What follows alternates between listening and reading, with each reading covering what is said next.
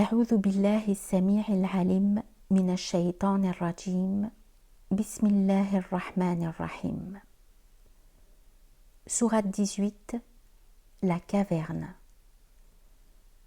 Au nom de Dieu, le tout miséricordieux, le très miséricordieux. Louange à celui qui a révélé à son serviteur le livre exempt d'ambiguïté.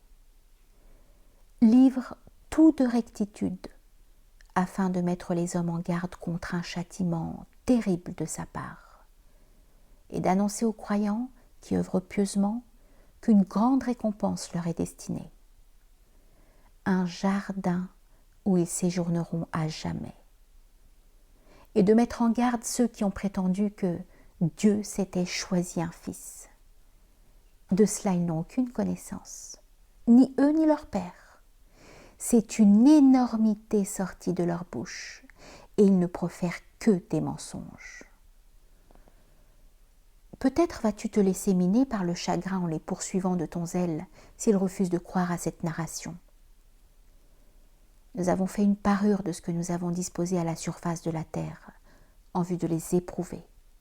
Lequel d'entre eux œuvrera le plus pieusement ? Puis nous transformerons tout ce décor en un terrain aride. Penses-tu vraiment que les compagnons de la caverne et d'Al-Raqim constituent entre tous nos signes un prodige étonnant ? Lorsque les jeunes gens se réfugièrent dans la caverne en disant « Seigneur, accorde-nous de ta part une miséricorde et dispose-nous à la droiture en cette circonstance. » Nous les plongeâmes dans le sommeil un certain nombre d'années dans la caverne. Puis nous les réanimâmes, afin de savoir lequel des deux parties évaluerait avec le plus de précision la durée de leur séjour. Ainsi, nous te racontons leur histoire en toute vérité, s'agissant de jeunes gens qui avaient la foi en leur Seigneur et auxquels nous avions octroyé un supplément de guidance. Puis nous raffermîmes leur cœur. Lors ils se levèrent et proclamèrent « Notre Seigneur est le Seigneur des cieux et de la terre, et nous n'invoquerons aucune divinité en dehors de lui, sans quoi nous tomberions dans la divagation. Ceux-ci sont notre peuple, qui se sont choisis une divinité en dehors de lui. Que n'apporte-t-il une preuve évidente de la validité de leur culte, et qui se montre plus injuste que celui qui profère des mensonges au sujet de Dieu ? Lorsque vous vous séparerez d'eux et de ce qu'ils adorent à l'exclusion de Dieu, réfugiez-vous dans la grotte. Votre Seigneur répandra sur vous sa miséricorde et apportera un adoucissement à votre sort. Voici un des signes de Dieu. Celui que Dieu guide est sur la bonne voie. Et tu ne trouveras aucun protecteur disposé à guider celui que Dieu égare. Tu aurais vu le soleil à son lever s'écarter de leur caverne sur sa droite et à son coucher mourir sur sa gauche alors qu'il reposait dans une anfractuosité. Tu les aurais cru éveillés alors qu'ils étaient endormis. Et nous les faisions basculer tantôt sur le côté droit, tantôt sur le côté gauche, tandis que leur chien étendait ses pattes sur le seuil. Si tu les avais aperçus, tu te serais détourné d'eux, et le cœur empli de crainte, tu aurais pris la fuite. C'est ainsi que nous les avons ranimés, afin qu'ils t'interrogent mutuellement. « Combien de temps êtes-vous demeurés dans cette caverne ?» demanda l'un d'eux. « Une journée ? Ou une partie de la journée ?» répondirent les autres. « Notre Seigneur sait mieux que nous combien de temps nous sommes restés, » se dirent alors. « Dépêchez l'un de vous vers la ville porteur de cette monnaie en argent, et qu'il recherche les aliments les plus purs, et qu'il vous en apporte une part, mais sans se faire remarquer, ni laisser à personne la possibilité de soupçonner votre présence. Car s'ils ont le dessus sur vous, ils vous lapideront, ou vous contraindront à reprendre leur religion. Jamais alors vous ne connaîtriez la réussite. C'est alors que nous les fîmes découvrir par les habitants de la ville, afin qu'ils sachent, lors même qu'ils se disputaient à leur sujet, que la promesse de Dieu est bien réelle, et que l'échéance de l'heure ne fait aucun doute. Bâtissez un édifice au-dessus, préconisèrent les uns. Leur Seigneur sait à quoi s'en tenir sur leur compte.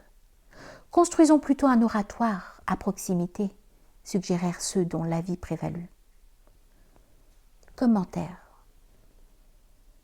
Mis en présence des jeunes gens de la caverne, les habitants de la cité hésitent quant au parti à prendre. Ils se disputaient à leur sujet. Les uns préfèrent construire un bâti autour d'eux en vue de les oublier, ou au contraire de repérer la grotte, mais en laissant à Dieu le soin de juger de leur statut. Les autres y voient un signe et sont résolus à construire un oratoire à proximité. Selon d'autres commentateurs, la dispute porte sur la condition des jeunes gens. Sont-ils morts ou seulement endormis? Ou encore sur les conditions de la résurrection. Résurrection des corps ou seulement de l'esprit? C'est alors que Dieu les aurait dirigés vers ces jeunes gens en réponse à leur interrogation. Fin du commentaire. Ils prétendront qu'ils étaient 3 et que leur chien faisait le 4e, ou encore 5 et que leur chien faisait le 6e, voire 7 et que leur chien était le 8e, en faisant des projections sur ce qui était occulté.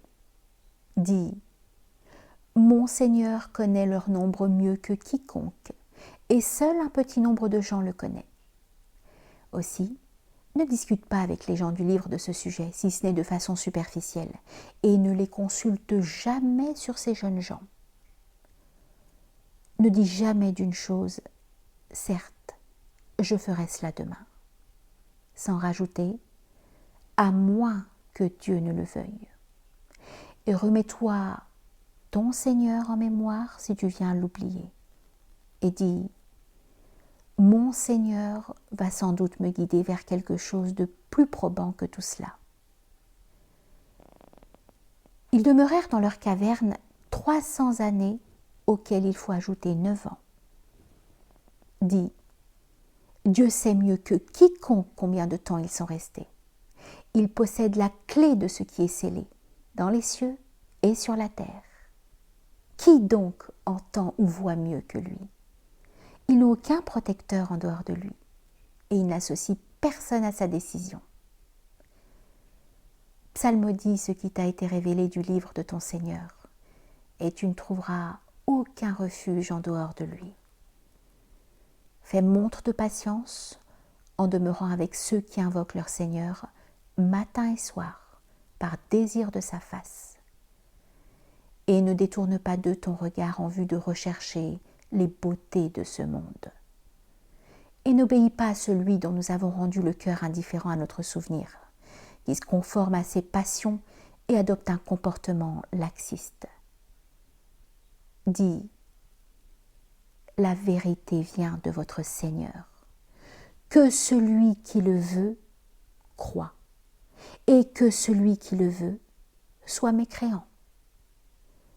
Nous avons apprêté pour les injustes un feu dont les parois les encercleront, et s'ils réclament du secours, ils seront secourus par une eau semblable à un résidu gras qui leur grillera le visage.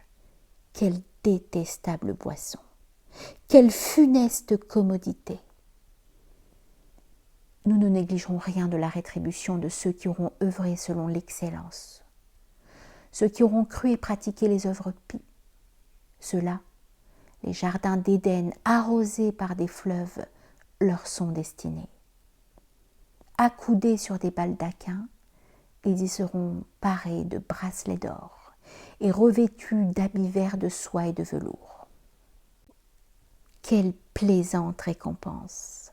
Quelle douce commodité!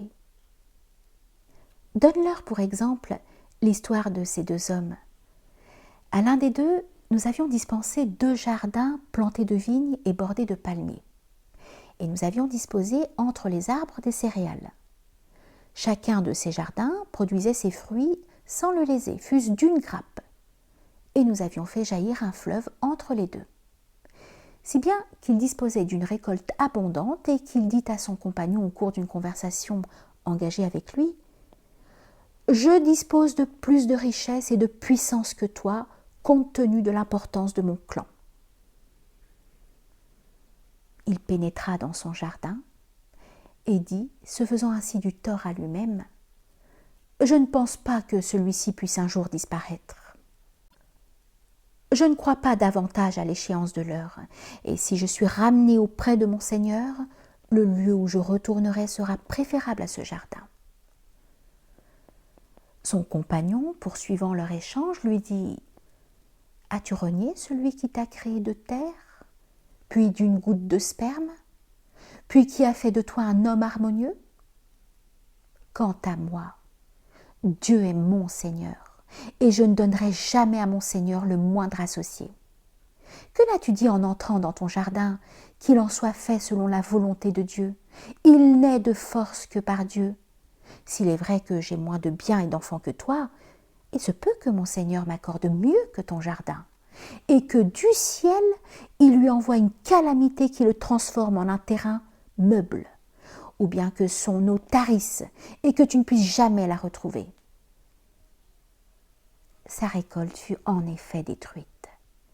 Il se prit à se tordre les mains de dépit, en songeant à ce qu'il avait investi dans son jardin dont les vignes étaient décrochées de leurs treilles.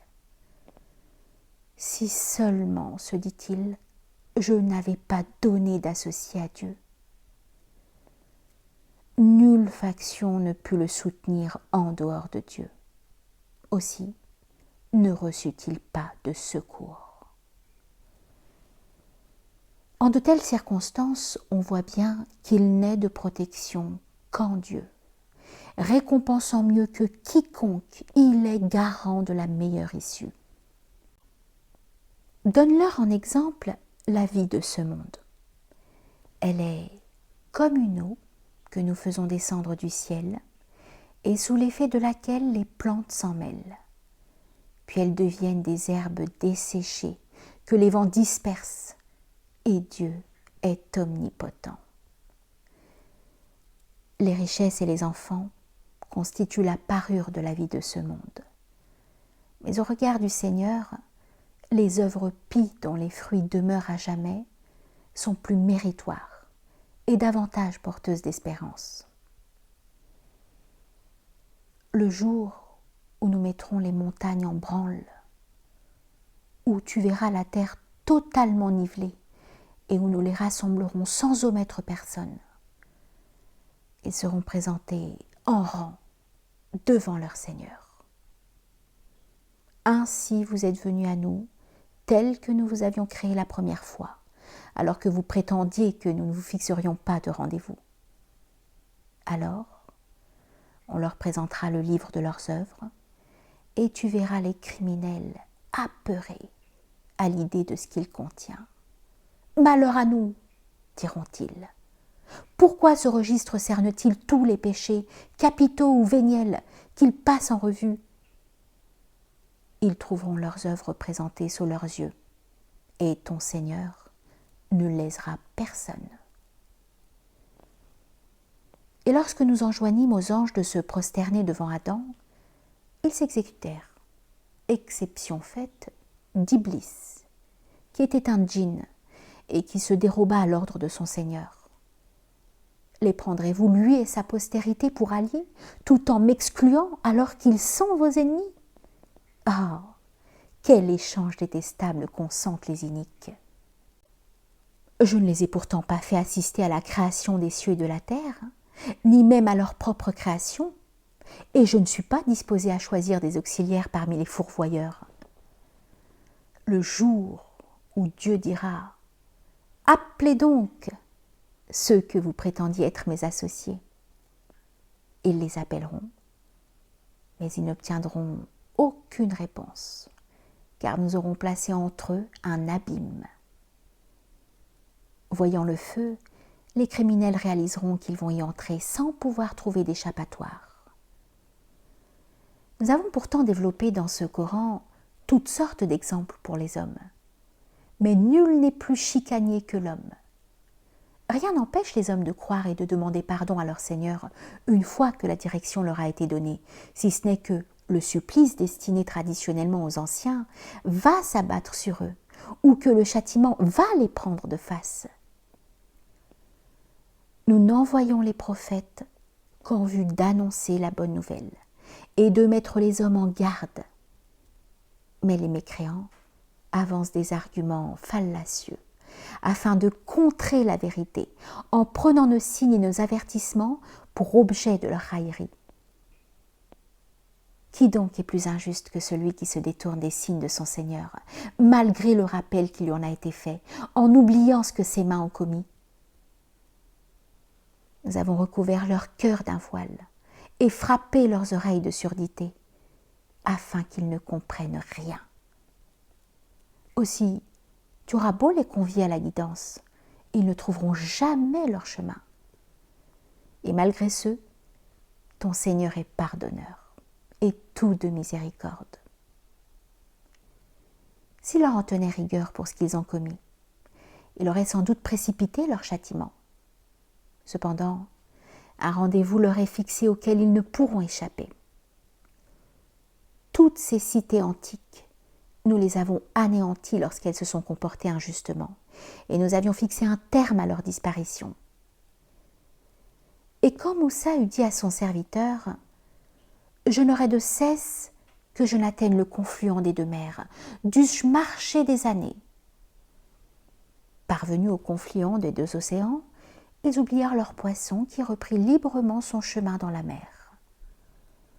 Lorsqu'ils eurent dépassé le confluent, Moussa dit à son serviteur, « Apporte-nous notre repas, car nous avons enduré beaucoup de fatigue au cours de ce voyage. » « Que pensez-vous de ceci ?» lui dit le serviteur. « J'ai oublié le poisson.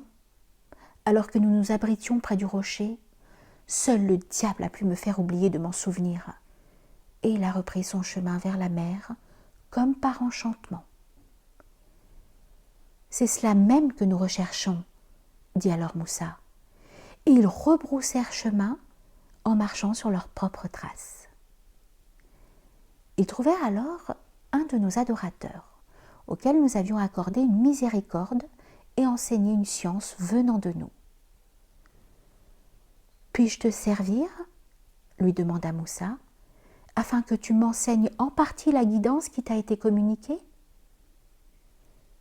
« Jamais tu ne sauras te montrer assez patient en ma compagnie, » lui répondit El-Khadir. « Et comment pourrais-tu d'ailleurs montrer de la patience devant ce que n'embrasse pas ton expérience ? » « Si Dieu le veut, lui dit Moussa, tu me trouveras patient, et je ne désobéirai à aucun de tes commandements. » « Bien, dit El-Khadir, mais si tu me suis, ne m'interroge sur rien, aussi longtemps que je ne t'en ferai pas mention. » Et tous deux se mettent en route. Ils vinrent à embarquer sur un bateau, et El-Khadir y fit une brèche. Moussa s'étonna. « As-tu percé cette embarcation pour en noyer les passagers ? Tu as commis là un acte détestable. » « Ne t'avais-je pas dit que tu ne saurais jamais te montrer assez patient en ma compagnie ?» lui rétorqua El-Khadir. « Ne m'en veux pas d'avoir oublié, » s'excusa Moussa, « mais ne m'impose pas une épreuve trop difficile. » Et tous deux repartirent. Ils finirent par rencontrer un jeune homme qu'El-Khadir tua. « Ne viens-tu pas de tuer là un innocent qui n'avait commis aucun crime ?» s'indigna Moussa. « Tu as commis là un acte révoltant. » « Ne t'avais-je pas dit, répondit El-Khadir, que jamais tu ne saurais te montrer assez patient en ma compagnie ? » « Ne me gratifie plus de celle-ci, lui dit alors Moussa. Si après cela je t'interroge sur quoi que ce soit, tu auras mérité des excuses de ma part. » Et tous deux repartirent. Ils arrivèrent auprès des habitants d'une cité auxquels ils demandèrent de la nourriture. Ceux-ci leur refusèrent l'hospitalité. Ils virent alors un mur qui menaçait de s'écrouler, et el Khadir le releva. « Si tu le voulais, s'étonna Moussa, tu pourrais au moins réclamer un salaire pour ce travail. » C'est alors qu'el Khadir lui dit « Voici venu le moment de nous séparer. Mais je vais te donner l'explication pour laquelle tu n'as pas su te montrer assez patient. Pour ce qui est du bateau, il appartenait à de pauvres gens qui travaillaient en mer. J'ai voulu l'endommager, car derrière eux venait un roi qui s'emparait par la force de tous les bateaux. Pour ce qui est du jeune homme, il avait pour père et mère 2 croyants. Nous avons craint qu'il ne les entraînât dans sa rébellion et sa mécréance. Et nous avons voulu que le Seigneur leur accordât en échange un enfant meilleur que celui-ci, plus pur et plus affectueux. Et quant au mur, il appartenait à 2 jeunes garçons orphelins de la ville. Sous ce mur se trouve un trésor qui leur était destiné. Leur père était un homme vertueux. Aussi, ton Seigneur a-t-il voulu qu'à leur majorité, ils découvrent leur trésor, par une miséricorde de ton Seigneur. Mais tout cela, je ne l'ai pas fait de ma propre initiative. Telle est l'explication de ce pourquoi tu n'as pas su te montrer assez patient. Il t'interroge aussi au sujet de l'homme aux 2 cornes, Dhul Qarnayn. Dis-leur, je m'en vais vous conter son histoire. Nous lui avions conféré l'autorité sur terre et lui avions accordé une emprise sur toute chose, ce dont il fit un large usage.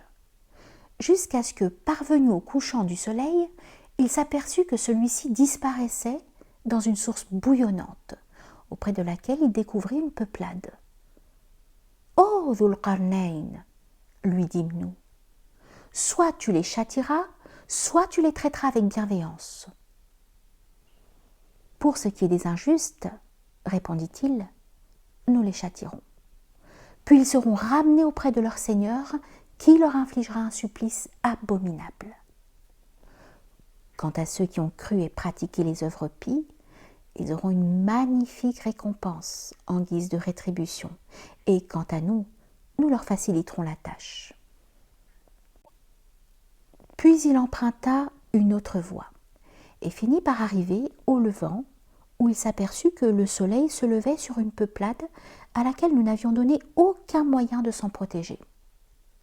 Ainsi en était-il de Dhul Qarnayn. Nous embrassions de notre science tout ce qui était en sa possession. Puis il emprunta une autre voie, et finit par arriver entre les 2 barrages, où il trouva en contrebas une peuplade qui ne comprenait pour ainsi dire rien de ce qu'on lui disait. « Ô Dhul Qarnayn » lui dirent-ils, « Ya'jouj et Ma'jouj sèment la corruption sur terre. Pouvons-nous te demander, moyennant un salaire, d'édifier une digue entre eux et nous ? Le pouvoir que Dieu m'a conféré est préférable à votre salaire. Aidez-moi, en conjuguant vos forces, à établir une muraille entre eux et vous. Apportez-moi des blocs de fer jusqu'à ce que soit comblé l'écart entre ces 2 barrages, puis attisez le feu en soufflant dessus jusqu'à ce qu'il devienne incandescent. Apportez-moi, leur dit-il enfin, de l'airain en fusion afin que je le verse dessus. » Ya'jouj et Ma'jouj ne purent ainsi ni l'escalader ni la transpercer. « Cette muraille, dit alors, est une miséricorde de mon Seigneur. Lorsque s'accomplira la promesse de mon Seigneur, il la réduira en poussière, et la promesse de mon Seigneur est inéluctable. » Ce jour-là, nous les laisserons déferler les uns sur les autres, puis il sera soufflé dans les trompes, et nous les rassemblerons tous ensemble. Puis nous présenterons la géhenne aux mécréants, ceux dont les yeux se voilaient à mon souvenir et qui étaient incapables de prêter l'oreille. Les mécréants, s'imaginent-ils qu'ils prendront impunément mes serviteurs pour protecteurs en m'excluant ? nous avons apprêté la géhenne en guise de demeure pour les mécréants. Dis, vous ferons-nous connaître ceux dont les œuvres ont le plus concouru à leur perte? Ce sont ceux dont les œuvres auront été vaines dans leur vie de ce monde, alors qu'ils s'imaginaient œuvrer pour le mieux. Ceux-là sont ceux qui auront nié les signes de leur Seigneur et la possibilité de le rencontrer, et auxquels nous n'accorderons aucun poids au jour de la résurrection. La géhenne, telle sera leur rétribution pour prix de leur mécréance et pour avoir tourné mes signes et mes envoyés en dérision. Ceux qui auront cru et pratiqué les bonnes œuvres auront le jardin du Firdaus comme lieu de séjour. Ils y demeureront à jamais et ne souhaiteront pas le quitter pour un autre endroit. Dis, si la mer servait d'encre en vue d'écrire les paroles de mon Seigneur, elle se serait tarie, sans que les paroles de mon Seigneur aient été épuisées, quand bien même nous l'aurions doublée d'une autre mer en guise d'encre. Dis, je ne suis qu'un homme semblable à vous, mais recevant une inspiration, selon laquelle votre Dieu est une divinité unique. Aussi, que celui qui espère rencontrer son Seigneur fasse œuvre pie, et qu'en adorant son Seigneur, il ne lui associe personne.